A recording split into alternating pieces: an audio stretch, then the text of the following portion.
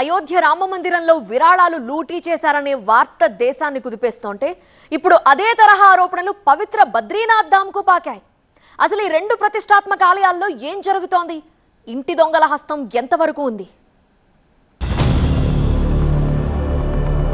అయోధ్య రామ మందిరంలో భక్తులు సమర్పించిన కోట్లాది రూపాయల విరాళాల్ని సొంత సిబ్బందే కొట్టేసిన వివాదం దేశవ్యాప్తంగా ఇంకా చల్లారనే లేదు. ఆ మంటలలా ఉండగానే మరో వివాదం పుట్టుకొచ్చింది. ఇప్పుడు పవిత్ర బద్రీనాథ్ కేదార్నాథ్ ధామ్లోనూ భక్తుల కానుకల్ని దొంగలించారనే వార్త ఇప్పుడు దేశవ్యాప్తంగా కలకలం రేపుతోంది. భైరవ్ సేన అనే హిందూ సంస్థ చేసిన ఫిర్యాదుతో ఈ మొత్తం లీలలు వెలుగులోకి వచ్చాయి.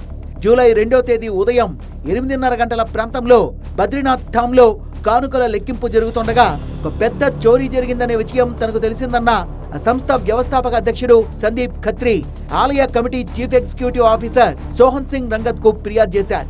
ఆలయ కమిటీ చైర్మన్ పర్సనల్ అసిస్టెంట్ గా చలామణి అవుతోన్న ప్రమోద్ నౌటియాల్ అనే వ్యక్తి కానుకల నుంచి సొమ్మును అపహరించాడని, అతనిపై తక్షణమే ఎఫ్ఐఆర్ నమోదు చేసి విచారణ జరపాలని డిమాండ్ చేశారు. కోట్లాది మంది భక్తుల విశ్వాసాలతో ముడిపడి ఉన్న సున్నితమైన అంశం కావడంతో అంతర్గత విచారణకు ఆదేశించారు. లెక్కింపు సమయంలో చోరీ జరిగిందని, ఆ దృశ్యాలు సీసీటీవీ కెమెరాల్లో రికార్డయ్యాయని భైరవసేన చెప్తుండడంతో సీసీటీవీ ఫుటేజీ పరిశీలించారు.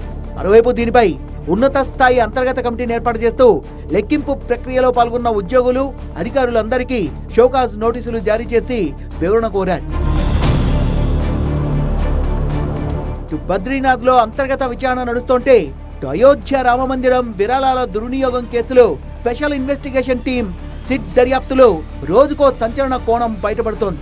విరాళాల చోరీ వెనుక ఒక ప్రధాన సూత్రధారి ఉండి అసలు ఆలయంలో దొంగతనం ఎలా చేయాలో అక్కడి ఉద్యోగులకే ప్రత్యేకంగా శిక్షణ ఇచ్చాడని తెలిసి దర్యాప్తు సంస్థలే అవాక్కవుతున్నాయి. భక్తులు సమర్పించిన బంగారం, వెండి విరాళాల్ని సంచుల్లో నింపి కర్ణాటక తరలించి అక్కడ కరిగించేవారని, రవాణా రికార్డుల్లో తక్కువ బరువు చూపించి మిగిలిన బంగారం నొక్కేసేవారని తేలింది.